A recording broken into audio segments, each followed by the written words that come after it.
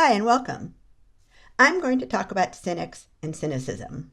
I'll start with the definition of cynicism. A person who believes that people are motivated purely by self-interest rather than acting for honorable or unselfish reasons. I'll start by talking about the kind of cynicism we often see on the right wing, which I'll do by talking about fairness versus hierarchy people. Fairness people believe fairness is possible.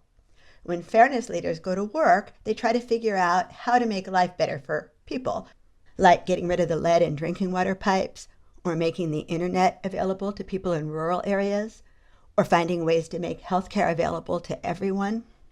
Hierarchical people believe that nature forms a hierarchy with some people naturally at the top. They don't believe that equality is possible because they don't think people are equal. Hierarchical people see democratic government as giving handouts to those who don't deserve it and taking away from the people at the top who have earned their right to be at the top.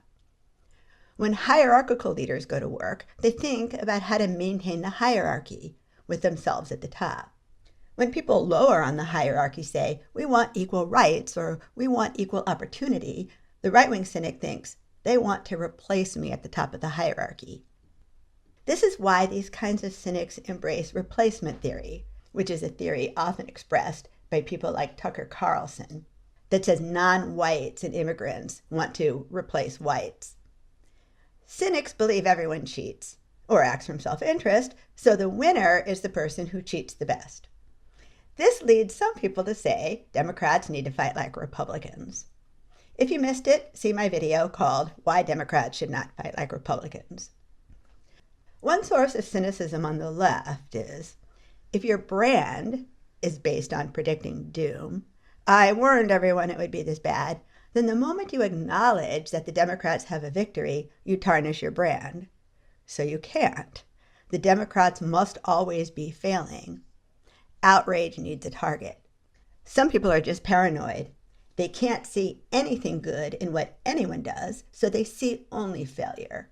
They see cheating literally everywhere. If someone doesn't do exactly what they think that person should do, exactly when they think that person should do it, they assume the person is corrupt. In their eyes, there can be no other reason.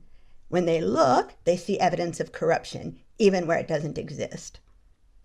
One way to see our history is that liberals, fairness people, have been trying to push for more fairness by doing things like ending slavery, ending racial segregation, offering safety nets, and making sure that pipes in lower income areas don't contain lead.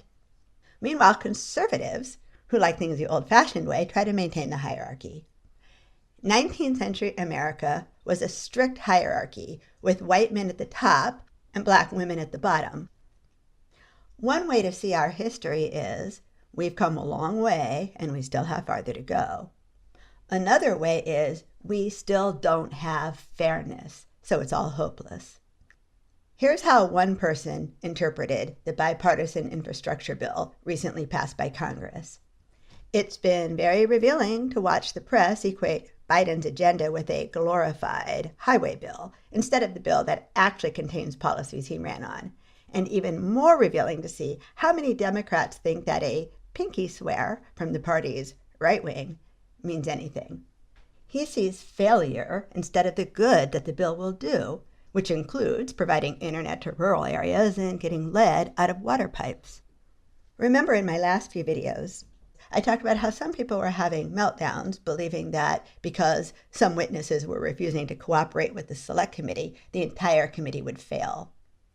I pointed out this week that a person inside the Trump White House, Alyssa Farah, was cooperating with the select committee. She was disgusted with the insurrection.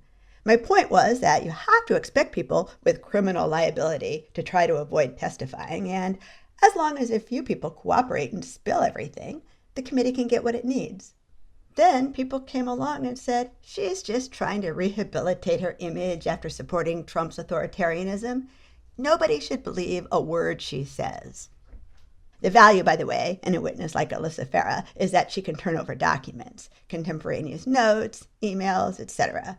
Besides, the only eyewitnesses who can provide evidence about Trump's state of mind will be people in his inner circle.